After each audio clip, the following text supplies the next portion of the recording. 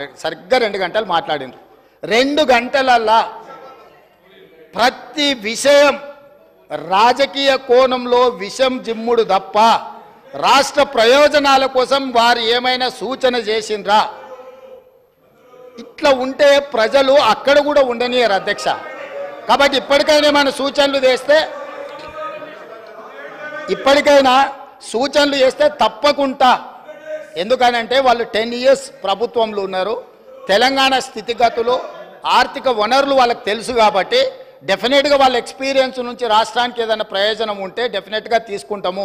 చివరిగా ఒకటే ఉదాహరణ, 95 నుంచి 2004 వరకు చంద్రబాబు నాయుడు గారు కొన్ని విధానాలు తీసుకొచ్చిండు. 2004లో కాంగ్రెస్ పార్టీ అధికారంలోకి వచ్చిన తర్వాత చంద్రబాబు నాయుడు గారి మీద కోపంతోనో ఇంకొకరి మీద కోపంతోనో ఆ విధానాలని మార్చలేదు అధ్యక్ష.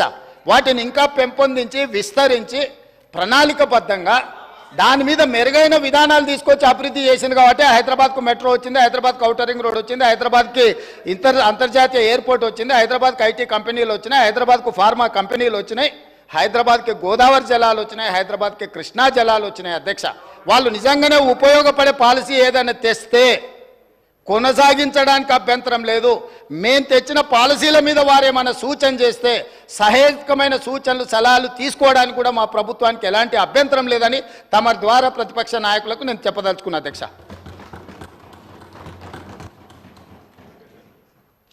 I thank the Honorable Chief Minister for his intervention, sir. చాలా విషయాలు చెప్పారు, ధన్యవాదాలు సార్. గౌరవ ముఖ్యమంత్రి గారికి నేను అనేది ఒకటే సార్, మీరు పాలసీలు తెస్తామన్నారు, ఇప్పటివరకైతే